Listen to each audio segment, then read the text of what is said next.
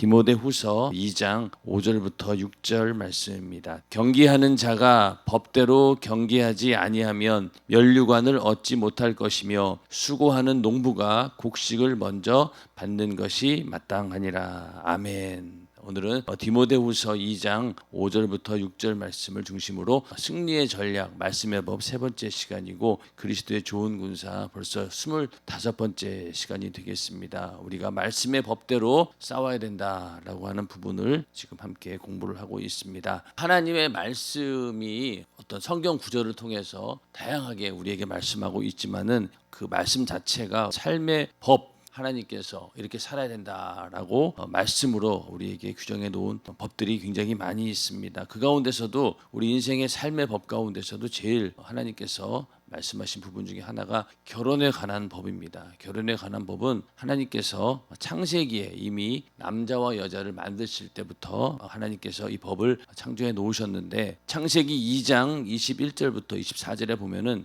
여호와 하나님이 아담을 깊이 잠들게 하시니 잠들매 그 갈빗대 하나를 취하고 살로 대신 채우시고 여호와 하나님이 아담에게서 취하신 그 갈빗대로 여자를 만드시고 그를 아담에게로 이끌어 오시니. 자, 먼저는 여자를 창조할 때 하나님께서 남자의 갈빗대를 취하신 다음에 여자를 만드시고 또 그 여자를 아담에게로 이끌어 왔다라고 말씀하고 있고 그러자 이제 아담이 이는 내 뼈 중에 뼈요 살 중에 살이라 이것을 남자에게서 취하였은즉 여자라 칭하리라 하니라. 그래서 이 아담도 처음에 그 여자를 보고 내 뼈 중에 뼈요 살 중에 살이라 내 뼈에서 나왔다는 것을 아담도 알고 내 몸처럼 정말로 사랑하겠다라는 그런 고백을 하게 됩니다. 그러면서 하나님께서 남자가 부모를 떠나 그 아내와 연합하여 둘이 한 몸을 이룰지로다. 이렇게 하나님께서 아예 법칙을 규정해 놓으신 겁니다. 이 법칙을 벗어날 수 없다는 거예요. 오늘날 많은 사람들에게 여자는 남자의 갈비뼈에서 나왔습니다 라고 얘기하면은 예전에는 거기에 대해서 이의를 제기한 사람들이 없었는데 요즘에는 뭐 여성 인권이 점점 강해지고 또 어떤 사람들은 남자에 대해서 그냥 무조건 혐오감을 느끼는 그런 여자분들도 있더라고요. 그러다 보니까 이런 얘기를 하면은 이해를 못하고 또 거부감을 느끼는 그런 사람들도 있습니다. 그러나 하나님께서 분명히 이렇게 인간을 창조하셨고 또 여자를 만들었기 때문에 이것은 벗어날 길이 없는 것이고 그래서 남자가 부모를 떠나 그 아내와 연합하여 둘이 한 몸을 이룰지로다라고 하는 남녀 간의 결혼 이것은 하나님께서 인간 창조 때부터 만들어 놓으신 겁니다. 이게 아주 중요한 그런 삶의 법이 되는 것이죠. 그러면서 예수님께서는 이러한즉 이제 둘이 아니요 한 몸이니 그러므로 하나님이 짝지어 주신 것을 사람이 나누지 못할지니라 이렇게 하시면서 결혼한 다음에 둘이 합하여 한 몸을 이루게 되고 이것을 사람이 임의로 나누지 못한다라고 이렇게 분명히 말씀을 하고 있습니다. 이렇게 하나님 말씀에 우리는 지배 받을 수밖에 없도록 가장 기본적인 가정의 시작부터 하나님께서 법으로 규정해 놓았기 때문에 이 하나님의 말씀의 법에 우리가 순종할 때 하나님께서 우리에게 복을 주시고 우리의 삶이 온전할 수 있는 것이고요. 또 반대로 이 법이 깨어진다라고 하면은 어떻게 된다는 거예요? 이게 우리 영적인 싸움이잖아요. 지금도 우리가 나누고 있는 말씀이 말씀의 법이 우리 영적인 싸움의 승리의 전략이라고 했는데 만약에 이 법칙이 무너진다라고 하면 어떻게 됩니까? 악한 영이 틈탈 수 있고 이것을 통해서 인생이 파괴되어질 수도 있고 그렇기 때문에 우리는 이 결혼에 관한 법도 잘 우리가 지켜내야 된다는 겁니다. 그래서 이미 우리는 결혼을 했으니 그렇지만은 아직 결혼을 하지 않는 그런 세대들에게는 이 하나님 말씀의 법칙이 얼마나 중요한 것인지를 안다라고 하면은 그 가정을 소중히 여길 것이고 그렇게 하나님께서 법대로 시작한 결혼이라고 하면은 하나님이 반드시 책임져 주시고 복을 주신다는 겁니다. 그래서 이 말씀을 우리가 삶의 법으로 알고 결혼에 대해서도 이런 말씀을 우리가 확실하게 믿음으로 가지고 있어야 된다는 겁니다. 자, 그다음에 또 뭐가 있습니까? 자녀에 관한 법도 마찬가지죠. 하나님께서 그들에게 복을 주어 가라사대 생육하고 번성하여 여러 바다물에 충만하라. 새들도 땅에 번성하라. 모든 이 만물들이 생육하고 번성하라고 하셨는데 인간도 마찬가지입니다. 이 말씀의 근거에서 생육하고 번성하게 됩니다. 그래서 자녀를 낳게 되죠. 결혼하면 자녀를 낳게 되고 그래서 이게 하나님께서 우리에게 주신 복이기 때문에 하나님의 명령에 순종하는 마음으로 우리는 자녀를 낳게 됩니다. 그런데 이것도 마찬가지로 하나님께서 이 약속하신 법대로 결혼이라고 하는 그 테두리 안에서 이 자녀가 생산되어야 되는데 그렇지 않는 경우에는 그것은 하나님께서 복을 주는 그런 결혼이 아니고 또 그렇게 해서 생육하고 번성하는 것에 대해서는 반드시 그 죄값을 치르게 되어 있습니다. 그렇기 때문에 이삭과 이스마엘도 이삭은 하나님께서 약속하신 그런 자녀고 또 이스마엘은 하나님께서 약속하지 않은 또 그런 자녀입니다. 결과는 이삭은 하나님의 복을 받았지만은 이스마엘은 그렇지 못했다는 거예요. 그래서 오늘날도 우리가 정말로 약속의 후손, 복의 후손으로서 자녀를 출산해야 된다는 거죠. 그러나 이 결혼이라고 하는 테두리 안에서 일어나는 것이 아닌 다른 방법으로 아이들이 나오게 되면은 그것을 물론 그 아이 한 명 한 명의 그 생명은 소중한 것이지만은 그러나 하나님의 약속이 있느냐 없느냐 하나님께서 복을 주느냐 안 주느냐라고 하는 그런 차원에 봤을 때는 우리는 약속의 후손, 복의 후손으로서 이 자녀가 출산되어야 된다. 그래서 우리가 결혼이라고 하는 테두리 안에서 이렇게 자녀를 생산하고 이렇게 생육하고 번성하는 그런 복이 이루어져야 되는 것이지 그렇지 않게 된다면은 여러 가지 문제가 생긴다는 겁니다. 그래서 이것도 우리가 꼭 지켜야 되는 그런 법이 되는 것이고 또 한 가지는 무엇이 있습니까? 생존에 관한 법이죠. 생존에 관한 법. 내가 얼굴에 땀이 흘러야 식물을 먹고 이렇게 말씀하고 있습니다. 그래서 이 노동, 경제 윤리에 대해서 하나님께서 법칙을 우리 인간들에게 주신 것인데 우리 인간은 살기 위해서 반드시 땀 흘리고 수고를 해야 된다. 그런데 오늘날 이 생존에 관한 법도 마찬가지죠. 땀을 흘려서 먹고 살아야 되는데 불로소득, 노동하지 않고 일하지 않고 그냥 뭔가 소득을 얻으려고 하는 사람들이 너무나 많은 거예요. 일하지 않고 그냥 편안하게 돈 벌 수 있는 방법이 무엇일까?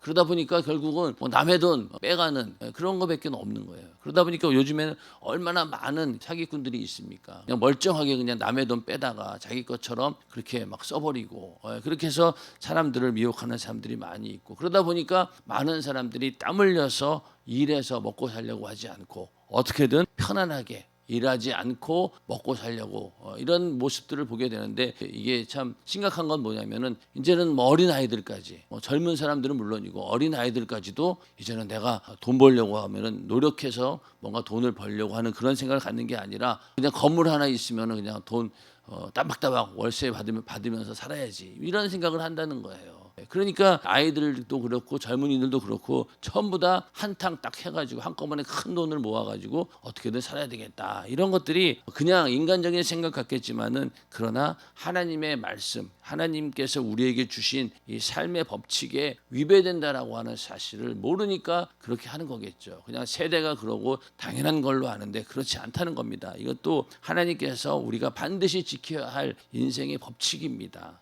이거를 우리가 꼭 지켜야 되고 그래야지만이 이 영적인 싸움에서도 승리할 수 있는 것이지 이런 기본적인 법들이 원칙들이 흔들려져 버리면은 우리의 신앙생활도 문제가 생기게 되고 영적인 싸움에도 이것을 틈타 악한 마귀 역사가 계속 들어오게 됩니다. 자 이렇게 해서 불로소득으로 돈을 벌었다 칩시다. 과연 그것이 오래 갈 수 있을까요? 반드시 나중에 문제가 생기게 되고 하나님 말씀의 법에서 벗어난 그 대가는 죄로 이렇게 오게 되어 있어요. 그거를 나중 가서 아무리 후회한들 소용이 없다는 겁니다. 또 네 번째는 이웃과의 관계에 관한 법입니다. 그래서 이웃사랑이라고 하는 것은요 하나님의 사랑 그것이 한 축이라고 한다면은 내 이웃을 내 몸과 같이 사랑하라라고 하는 것도 한 축이 되는 거죠. 그래서 하나님을 사랑한다라고 하면은 반드시 그 이웃도 내 몸처럼 사랑하는 그 사랑이 나올 수밖에 없다. 그래서 이웃과의 관계에 관한 법도 하나님께서 여러 가지로 정해 놓으셨지만은 오늘 이 마태복음 5장 39절부터 41절에 보면은 나는 너희에게 이르노니 악한 자를 대적지 말라. 누구든지 내 오른편 뺨을 치거든 왼편도 돌려대며 또 너를 송사하여 속옷을 가지고자 하는 자에게 겉옷까지도 가지게 하며 또 누구든지 너로 억지로 오리를 가게 하거든 그 사람과 심리를 동행하고 여기서는 악한 자를 이렇게 너희가 대하라라고 하고 있지만은 이 악한 자뿐만이 아니라 우리 모든 이웃까지도 다 여기에 해당한다는 거예요. 그래서 우리가 항상 이웃 사랑을 실천하되 오늘 이 말씀처럼 그가 오른뺨을 치거든 왼편도 돌려댈 정도로 그 사람을 사랑해주고 받아들여야 된다. 그래서 우리가 이웃사랑이나 이런 것들을 실천하는 이유는 무엇입니까? 그 영혼을 예수 믿게 해서 구원받게 하는 그 목적 가운데서 우리는 이웃사랑이 실천되어야 된다는 것이죠. 아무리 구제를 하고 또 그 사람에게 필요한 것들을 준다 하더라도 그 영혼을 예수 믿지 못하게 하고 구원받지 못하게 한다면 진정한 사랑은 아니라는 겁니다. 그래서 우리의 진정한 사랑은 모든 이웃들이 나처럼 예수 믿고 구원받아서 영원한 천국에서 함께 만날 수 있는 그런 관계를 만드는 것, 이것이 진정한 이웃사랑입니다. 전도하고 영혼을 살리려고 하는 것도 내가 하나님을 사랑하고 주님을 사랑하는 것처럼 내 이웃을 사랑하기에 그들에게 복음을 전하는 것입니다. 우리의 삶이 이웃사랑, 이것이 항상 연결이 되어 있어야 되고, 그래서 우리를 통해서 많은 사람들이 예수 믿고 구원받는 역사가 있기를 주님의 이름으로 축원합니다. 마지막으로는 삶의 기한에 관한 법이 있죠. 우리의 연수가 70이요 강건하면 80이라도 그 연수의 자랑은 수고와 슬픔뿐이요 신속히 가니 우리가 날아가나이다. 세월에 흘러가는 것은요 어느 누구도 막을 길이 없다는 겁니다. 그리고 세월이 지나가는 속도가 점점 나이를 먹으면 먹을수록 빨리 느껴집니다. 왜 그런지 모르지만 하여튼 10대 때는 이렇게 1이라고 하는 세월이 왜 이렇게 길었는지, 언제 내가 중학교 올라가나, 언제 내가 고등학생 되나, 언제 내가 대학교 들어가서 좀 자유롭게 살 수 있을까. 어렸을 때는 이렇게 시간이 안 갔는데 나이가 중년이 넘어가면서부터 이 세월의 속도가 가속도가 붙은 건지 똑같은 1년이고 24시간 그런데도 불구하고 시간이 너무너무 빨리 가는 거예요. 그러다 보니 지금 2024년도 벌써 7월 달이 다 되어가고 이제 학예상에 갔다 오면은 이제 거의 1년이 마무리되는, 세월이 정말로 빠르다. 우리 교회에 주로 하는 메시지가 세월을 아끼라라고 하는 메시지죠. 여기는 요 글씨가 누구 글씨인 줄 아세요? 여기 담임 목사님 글씨입니다. 담임 목사님 글씨고 요거는 어떤 뜻인지 알겠죠? 시계인데 점점 나뭇잎이 시들어가는 것처럼 우리도 시들어가고 있다는 거예요. 그래서 이거는 피할 길이 없다는 거죠. 세월을 피할 장사 있습니까? 없습니다. 그래서 우리는 주어진 세월을 어떻게든 아끼는 것, 이 아낀다라고 하는 것이 그냥 내가 뭐 시간을 막 잘게 쪼개가지고 정말로 잘 관리하는 것도 중요하지만은 근본적으로는 우리에게 주어진 세월을 무엇을 위해 사용하느냐, 이게 제일로 중요합니다. 아무리 시간을 막 쪼개가지고 바쁘게 산다라고 해서 그게 세월을 아끼는 것이 아니라 나에게 주어진 세월을 무엇을 위해 사용하느냐. 땅에 있는 모든 수고는 언젠가는 다 사라집니다. 아무리 내가 열심히 노력을 해서 돈을 번들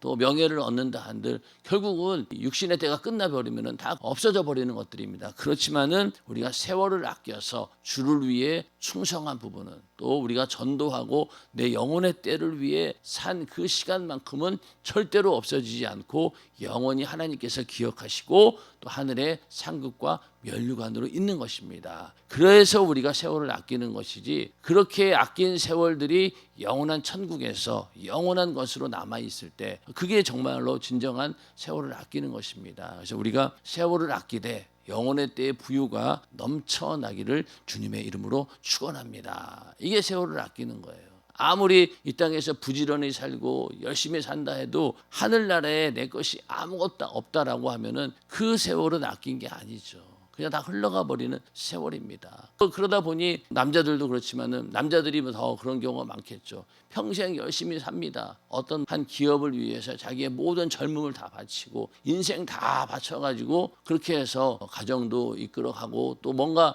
자기 나름대로 한 것처럼 살아왔는데 세월이 지나고 나서 나이 먹으니까 은퇴해야 되고, 회사에서 아무리 공을 많이 세운들 그게 무슨 소용이 있냐고요. 세월 앞에 그냥 은퇴해야 되고 물러나야 됩니다. 딱 그 회사에서 나오는 순간 남자들은요 기반을 다 잃어버린 것처럼 이게 굉장히 불안한 거예요. 지금까지는 그것만 바라보고 그것 때문에 자기가 존재해왔다라고 믿었는데 그런 것들이 다 이제 없어져 버리니까 어느 날 갑자기 집에 덜렁 혼자 있다 보면은 견디지를 못한다는 거예요. 그러나 예수 믿는 우리들은 그렇지 않다는 겁니다. 왜? 지금까지 살아온 목적이 그것이 아니었기 때문에 오히려 더 홀가분한 마음으로 영혼의 때를 위해 준비하면서 남은 인생을 알뜰하게 세월을 아끼면서 살 수 있다라고 하는 것이 엄청나게 큰 복이죠.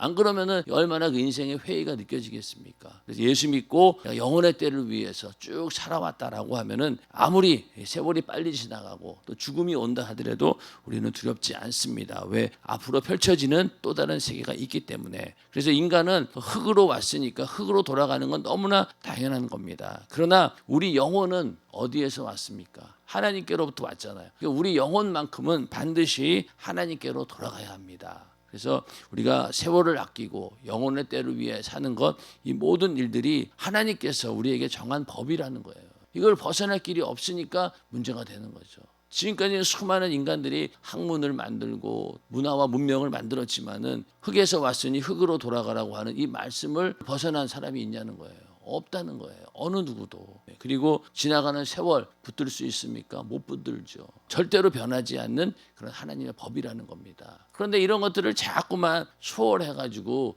인간들을 미혹하는 게 문제예요. 최근에 보니까 이제 2000 몇 년도가 되면은 사람들이 이제는 죽지 않고 영원히 산다는 거예요. 그 말도 안 되는 소리인데 그걸 또 이렇게 기사화하고 믿는 거 보면은 참 신기한 거죠. 이제는 의학 기술이 발달해가지고 우리가 만약에 몸에 문제가 생기면은 다 새로 만들어가지고 다 끼울 수 있고 그런 시대가 온다는 겁니다. 그러나 절대로 그런 시대는 오지 않습니다. 왜? 하나님의 말씀의 법이 그렇게 정해 놓았기 때문에. 그렇지 않습니까? 아무리 성 정체성이 흔들려서 나는 여잔데 남자인 것 같아. 아무리 그래도 그냥 여자는 여자고 남자는 남자인 거예요. 하나님의 주신 기본적인 그런 법을 어떻게든 무시해보고 넘어가려고 하니까 그런 생각도 드는 것이지, 철저하게 하나님 말씀의 법을 우리가 절대적으로 믿음을 가지고 있다라고 하면 흔들리지 않습니다. 그런데 자꾸만 세상은 하나님의 법을 초월해서 다른 것이 있다라고 미혹하는 게 문제인데, 우리는 절대로 그런 미혹에 넘어가서도 안 되고, 지금까지 인간이 살아오면서 이 법칙들을 어떻게든 깨보려고 얼마나 노력을 했습니까? 근데 안 되는 거예요. 안 되는 겁니다. 오래 살아보려고 별짓을 다 했잖아요. 근데 안 돼요. 이거는 안 됩니다. 그래서 우리가 이렇게 삶의 법칙을 하나님께 주셨다라는 것을 분명히 알고 이것에 초월하려고 하는 것이 아니라 이 법칙 안에 들어와서 우리는 순종해야 됩니다. 그래야지 하나님이 주시는 복을 받는 것이죠. 결혼에 관한 것, 자녀에 관한 것, 또 우리가 경제윤리, 노동윤리, 다 오늘 이 삶에 관한 것들, 이 모든 것들, 또 이웃에 관한 것들, 이 모든 것들을 하나님의 말씀의 법으로 알고 절대적으로 우리가 그 안에 있으려고 할 때 우리는 영적인 싸움에서도 승리할 수 있는 겁니다. 안 그러면 이런 기본적인 삶의 법칙들이 무너지게 되면은 그 안으로 악한 마귀 역사가 들어올 수밖에 없는 거예요. 그렇게 하지 않기 위해서는 이렇게 하나님이 정한 법칙 안에, 법 안에 우리가 들어와 있어야 된다는 겁니다. 하나님께서 우리에게 믿음을 주시고 또 우리가 예수를 믿고 구원받았다라고 하는 것이 그냥 하나님께서 일방적으로 인간들 너희들 어느 순간부터 죄 없는 걸로 하자, 내가 다 구원해 줄게, 이렇게 해서 구원받은 게 아니죠. 우리는 합법적으로 구원을 받았습니다. 왜냐? 죄 없으신 하나님의 아들이 대신 이 땅에 육신을 입고 오셔서 우리 인간이 당할 모든 죄와 저주를 친히 담당하시고 대신 목숨값을 지불하시고 대속물로 그 희생 제사를 드려서 그렇게 해서 합법적으로 우리를 구원한 겁니다. 그렇기 때문에 이제 우리가 죄에서 자유함을 얻었다라고 하는 것이 그냥 하나님께서 어느 날 갑자기 나의 죄를 사해 준 것이 아니라 이렇게 그 우리 인간들보다 훨씬 더 큰 대가를 지불하고 우리를 구원해 주신 거예요. 그리고 합법적으로 우리를 구원해 주셨기 때문에 이제 우리는 이 합법적으로 구원을 받았기 때문에 우리는 그 하나님의 법 안에 있어야 된다는 거죠.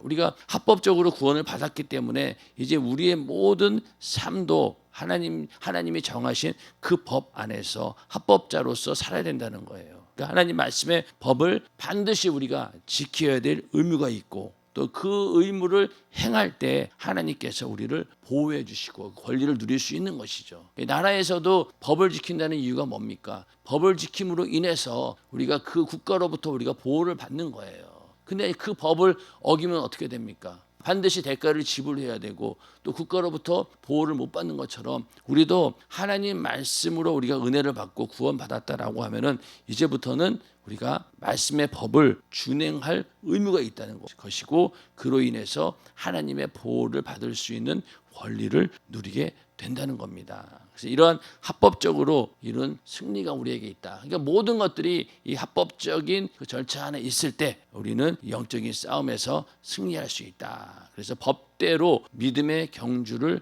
해야 합니다. 다시 예전으로 돌아가서는 안 되는 거예요. 우리가 침례를 받잖아요. 침례를 받으면 물속에 들어갔다 나오잖아요. 그럴 때 이미 이제 어떤 결단이 있냐면은 다시는 내가 예전으로 돌아가지 않는다라고 하는 그런 고백도 포함이 되는 겁니다. 자, 히브리 사람들이 그 의미가 뭡니까? 강을 건넌 사람들이에요. 그 얘기는 뭐냐면 다시는 과거로 돌아가지 않는다는 겁니다. 히브리인들이 강을 건너서 하나님이 가라고 한 땅으로 가는 순간부터 이제 과거는 없는 거예요. 마찬가지로 우리도 예수를 믿고 침례를 받는 순간부터 과거로 돌아가지 않겠다라는 그런 고백이 있다는 겁니다. 그러니까 우리도 이제 합법적인 그런 절차에 의해서 우리가 구원을 받고 이제 우리가 하나님의 그 법 안에 있다라고 하면은요, 다시 옛날로 돌아가서는 안 된다는 겁니다. 다시 돌아갈 수가 없어요. 소속이 바뀌는데. 지금은 우리가 예수 안에 있는 자들이고 하나님의 자녀잖아요. 소속이 하늘에 있잖아요. 그런데 내가 만약에 다시 과거로 돌아가면 어떻게 됩니까? 다시 마귀에게 속하게 되는 것이고 악한 영의 권세 안에 들어가야 되는데 그렇게 할 수는 없잖아요. 우리가 영적인 싸움에서 매일매일 죄 안 짓고 완벽하게 살 수 있다라고 하면 얼마나 좋겠습니까? 그러나 내가 죄를 지었다 하더라도 빨리 회개하고 돌아오는 순간 우리의 소속은 변하지 않는 거예요. 이걸 우리가 분명히 그런 소속감을 가지고 이 영적인 싸움을 해야 되는 겁니다. 그런데 어떤 사람은 그냥 내가 열심히 하다가 내가 죄를 졌어요. 회개까지 했어요. 그럼에도 불구하고 자유함을 얻지 못하고 나는 이런 죄를 지었으니까 하나님이 날 버리셨나 보다. 나는 이제 천국 못 갈 거야. 이러고 맨날 한탄하고 있다라고 하면은 그 사람의 믿음은 문제가 있는 겁니다. 물론 죄를 짓지 않는 게 좋겠죠. 그럴 수 있다라고 하면 얼마나 좋을까요? 그러나 어쩔 수 없이 우리가 영적인 싸움에서 이렇게 무너질 때가 있고 무릎 꿇을 때가 있는 거예요. 그럴 때 우리는 빨리 회개하고 다시 일어서야 됩니다. 그 순간 우리의 소속은 변하지 않아요. 변하지 않아요. 근데 내가 만약에 이 소속을 변해가지고 적군으로 다시 도망간다라고 하면은 그게 뭐 변절자고 배교자가 되겠죠. 예수 잘 믿다가 내 예수 안 믿겠어라고 배교하고 다른 종교를 찾아가거나 이런 거에 해당되는 거 아니겠습니까? 그러니까 우리는 절대로 다시 과거로 돌아갈 수 없다라고 하는 그런 믿음을 가지고 그 자리에서 끝까지 버티시고 이겨내셔야 되는 거예요. 안 그러면은 어떡할 건데요? 다시 적군으로 끌려가서 마귀에게로 다시 들어가고 싶습니까? 그건 용납이 안 되죠. 그러니까 우리는 그냥 그 자리에서 또 일어나서 계속 앞으로 전진하는 겁니다. 그래서 뭐 군사들이 적군의 포로로 끌려갈 때도 있겠죠. 포로로 끌려가도 진짜 군인은 어떻습니까? 거기서 끝까지 변하지 않아요. 그렇지 않습니까? 그런 것처럼 우리도 그리스도의 좋은 군사라고 하면은 절대로 예전으로 돌아갈 수 없다. 그래서 주님 말씀하신 가운데 마태복음 9장 16절 17절에 보면은 생배 조각을 낡은 옷에 붙이는 자가 없나니 이는 기운 것이 그 옷을 당기어 헤어짐이 더하게 되며, 생배 조각을 낡은 옷에 붙이면은요 처음에는 붙어 있는 것처럼 보이지만은 점점 이 옷을 당기다 보니까 헤어진다는 거예요. 과거의 옷들이 새로 붙인 그 천 때문에 오히려 입고 있던 옷이 더 헤어진다는 겁니다. 그리고 새 포도주를 낡은 가죽 부대에 넣지 아니하나니 그렇게 하면 부대가 터져 포도주도 쏟아지고 부대도 버리게 됨이라. 새 포도주는 새 부대에 넣어야 둘이 다 보존되느니라. 자, 우리도 예수로 인해서 새로워졌습니다. 새로운 피조물이 되었어요. 그런데 이거를 다시 옛날로 돌아가서 거기에다가 나를 붙인다라고 하면은 이게 안 된다는 거죠. 맞지가 않아요. 그러니까 우리가 예수 잘 믿다가 삐끗해가지고 세상으로 잠깐 돌아갔다고 칩시다. 처음에는 막 즐겁겠죠. 야, 그동안 내가 누리지 못한 자유가 얼마나 이렇게 달콤했던가. 라고 있지만은 시간 좀 지나면 어때요? 점점 불안해지고, 야, 이렇게 살다가는 안 되지. 하나님 곁을 떠나면 안 되지. 그런 불안감 때문에 있을 수가 없어요. 있을 수가 없다. 그러다 보니까 빨리 우리가 돌아오게 되는 겁니다. 그런데 그게 바로 뭐냐? 새 포도주인데 새 부대에 넣어야지 이게 보존되는 것이지 다시 옛날로 돌아갔다가 이게 안 된다는 거예요. 과거로 돌아가려고 하는 그런 마음조차 그 싹부터 아예 잘라내야 된다는 겁니다. 나가봤자 결국은 돌아오게 되어 있어요. 돌아오게 되어 있는데 물론 어떤 사람들은 정말 영원히 돌아오지 않는 그런 사람들도 있긴 하더라고요. 그러나 빨리 우리는 그 방황에서 돌이켜야 되는 겁니다. 탕자가 그렇게 나가서 고생 해가지고 아버지 곁으로 돌아왔어요. 그렇다고 해서 우리도 그냥 그래 탕자의 경험을 하기 위해서 일단 나가보자. 나간 다음에 하나님의 은혜를 경험해보자. 이거는 어리석은 생각이죠. 어리석은 생각입니다. 우리는 아예 그냥 안 나가는 게 좋죠. 근데 또 문제는 뭐예요? 집안에 있는 큰아들도 사실은 문제예요. 자기가 너무나 완벽하고 잘하고 있다라고 교만에 쌓여가지고 자기 자신을 볼 줄 몰라요. 그러나 나갔다 들어오는 자식은 어떻습니까? 집 나가면은 정말로 개고생이구나. 다시는 내가 부모 곁을 떠나서는 안 되겠구나. 라고 하는 그런 마음을 가지고 철이 들어서 들어오긴 한데 집안에 있는 큰아들은 그걸 모르는 거예요. 자기가 얼마나 좋은 위치에 있고 얼마나 큰 사랑 안에 있고 얼마나 큰 은혜 안에 있는지 모르고 그러니까 돌아온 동생을 향해서 전혀 조금도 사랑을 베풀지 않잖아요. 그런 거 보면서 이게 둘 다 문제긴 하다. 그러나 하여튼 우리는 먼저는 죄 짓지 않도록 해서 절대로 타락하지 않는 것이 제일로 중요하고 그러기 위해서 기도하고 성령 충만함을 끝까지 유지해서 죄가 사전에 들어오지 못하도록 막는 것이 제일로 좋습니다. 그리고 어쩔 수 없이 또 지은 죄에 대해서는 회개하고 빨리 하나님께 다시 회개로 나아가서 다시 전투할 수 있도록 전열을 가다듬고 다시 무장해서 또 싸우는 거예요. 그렇게 했을 때 우리는 무조건 이길 수밖에 없는 전쟁이라는 거죠. 회개가 엄청난 큰 능력이에요. 우리의 최고의 약점을 그냥 그대로 복원해 주는 능력이 바로 회개입니다. 그러니 이 악한 영의 싸움에서 우리는 질려야 질 수 없는 그런 전쟁인 거죠. 우리가 하나님 말씀의 법에 항상 합당한지 살펴가면서 분별을 잘 해야 된다는 겁니다. 그래서 하나님 말씀 그 많은 성경 구절들이 있고 또 오늘 하나님께 굵직굵직하게 세워놓으신 삶의 법칙들이 다 있잖아요. 그런 것들을 보면서 잘 분별해야 됩니다. 우리 안에는 항상 두 가지 법이 존재하는 거죠. 하나님 말씀대로 살고자 하는 법하고 또 하나님 말씀에 반대하려고 하는 그런 육신의 생각과 소욕들이 끊임없이 있어서 이 두 법이 항상 치열한 싸움을 벌입니다. 여기서 우리는 합법적으로 행동하는 자만이 하나님의 말씀의 법대로 행동하는 자만이 살아남을 수 있다. 여기에서 우리가 이 영적인 싸움에서 승리할 수 있는 비결은 다른 것이 아니라 바로 하나님의 말씀의 법 그걸 선택하는 것이 최고의 승리의 방법이다라는 것을 우리는 알아야 됩니다. 어느 쪽의 법을 우리는 선택해야 되겠습니까? 당연히 하나님의 말씀을 선택해야 되겠죠. 그랬을 때 우리에게는 확실한 승리가 보장되는 것입니다. 절대로 흔들려서는 안 된다는 거예요. 근데 세상에서 하나님 말씀대로 살다 보면은 처음에는 그것이 안전하게 보이지도 않고 진짜 이쪽으로 가는 게 맞나 할 정도로 흔들릴 때도 있어요. 오히려 세상이 주는 것들, 세상이 보여주는 것들이 더 그럴듯해 보이고 더 좋은 방법처럼 보이기도 합니다. 그러나 우리는 그런 눈으로 세상을 봐서는 안 된다는 거죠. 오직 하나님의 말씀의 법으로 분별해야지만이 당장은 내가 손해를 보는 것 같고 힘들고 어려운 것처럼 보이지만은 언젠가 그 길이 옳다는 것을 분명히 알게 된다는 거예요. 그래서 우리는 항상 하나님의 말씀의 법을 붙들어서 이 믿음의 경주에서 다 승리하는 우리 모두가 되기를 주님의 이름으로 축원합니다.